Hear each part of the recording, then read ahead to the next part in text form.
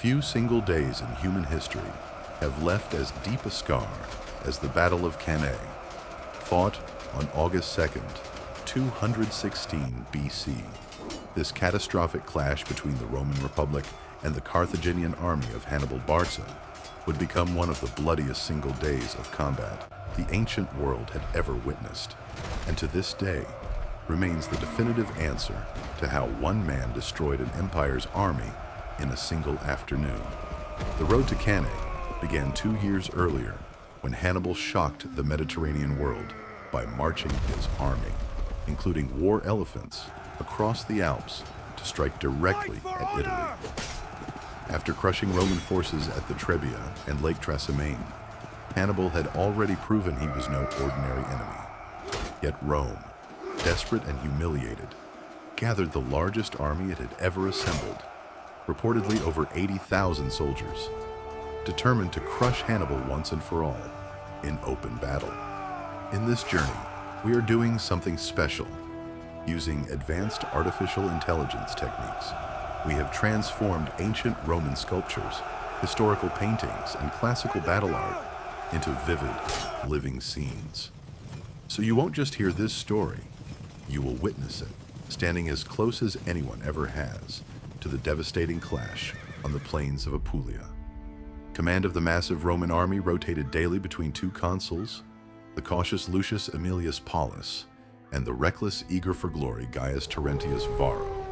On the day of battle, it was Varro's turn to lead, and he chose to engage Hannibal head-on, confident that Rome's overwhelming numbers would simply crush the smaller Carthaginian force through sheer weight and momentum. It was exactly the mistake Hannibal had been hoping for. As the battle began, Hannibal deployed his center in a deliberately weak, curved formation, while placing his strongest infantry and cavalry on the flanks.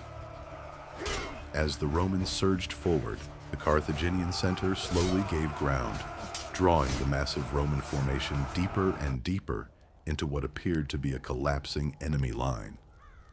It was a trap.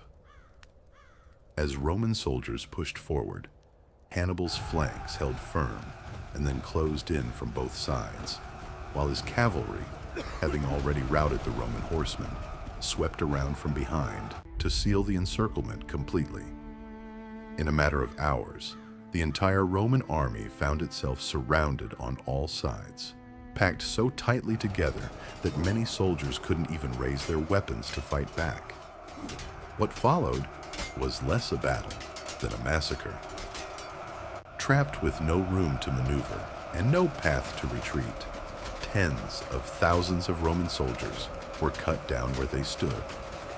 By the end of the day, ancient historians recorded Roman losses upwards of 50,000 men, a single-day death toll that would remain almost unmatched in Western military history for nearly 2,000 years, until the horrors of the First World War. The defeat sent Rome into utter panic, with many believing the Republic itself might collapse. Yet in the aftermath, Rome adapted. Rather than risk another catastrophic pitched battle, Roman leadership shifted to a strategy of patience and attrition, avoiding direct confrontation with Hannibal, while slowly wearing down his resources and allies. This new approach would ultimately prove decisive, as Rome outlasted Hannibal and won the wider war more than a decade later. Today, Cannae stands as one of history's most studied battles, a masterclass in tactical brilliance still taught in military academies around the world. It remains the ultimate explanation of how deception, discipline, and terrain can turn even the most overwhelming numbers into a fatal trap. See you in the past.